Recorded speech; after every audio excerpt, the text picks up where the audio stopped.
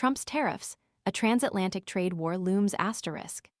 President Trump's imposition of a 20% tariff on EU exports has ignited a transatlantic trade war, sparking outrage and prompting swift retaliation threats from European leaders.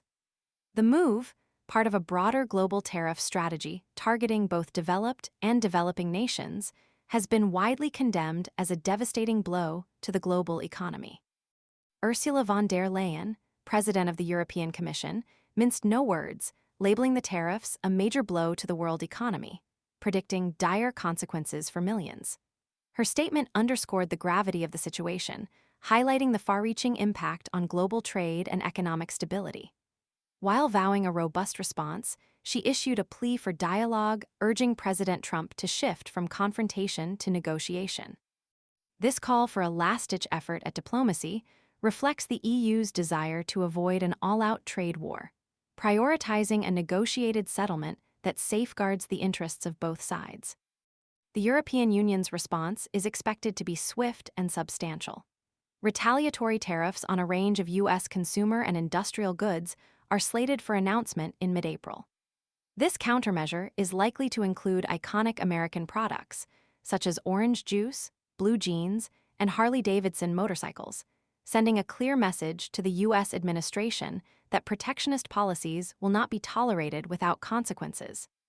The selection of these goods is strategic, aiming to exert maximum economic pressure while simultaneously garnering public support for the EU's stance.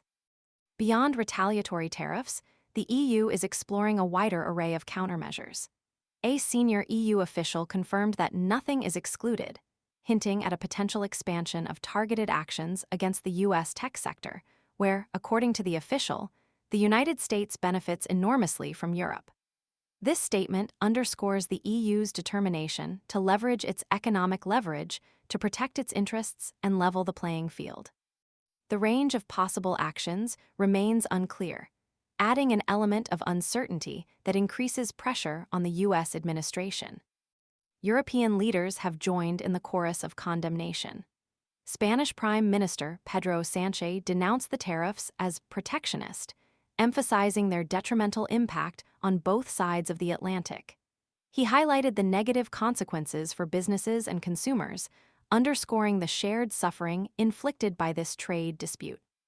Similarly, Germany's outgoing Chancellor Olaf Scholz described the decision as fundamentally wrong, characterizing it as an attack on the very system that has fostered global prosperity, a system, he pointed out, that was itself an American achievement.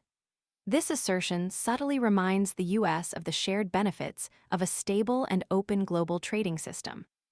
Italy's Prime Minister, Giorgia Meloni, underscoring the seriousness of the situation, cleared her schedule to focus on addressing the crisis, demonstrating the EU's united front against Trump's protectionist policies.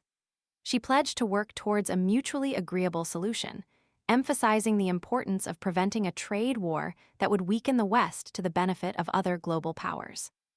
This statement reveals a keen awareness of the geopolitical implications, highlighting the potential for global power shifts if the trade dispute escalates. The Polish Prime Minister, Donald Tusk, painted a stark picture of the economic consequences, predicting a 0.4% reduction in Polish GDP. This concrete example serves to illustrate the far-reaching and tangible effects of Trump's tariffs, extending beyond abstract economic indicators to directly impact national economies and the livelihoods of ordinary citizens. The projected GDP decline underscores the seriousness of the situation for Poland and suggests a similarly negative impact on other EU member states. Behind the scenes, the EU's response strategy is taking shape amid intense national lobbying. France, for example, has advocated for the exclusion of U.S. bourbon from the retaliatory tariffs, hoping to avoid a retaliatory strike against its own drinks industry. This strategy showcases the complex internal dynamics within the EU as member states seek to protect their specific economic interests while maintaining a united front.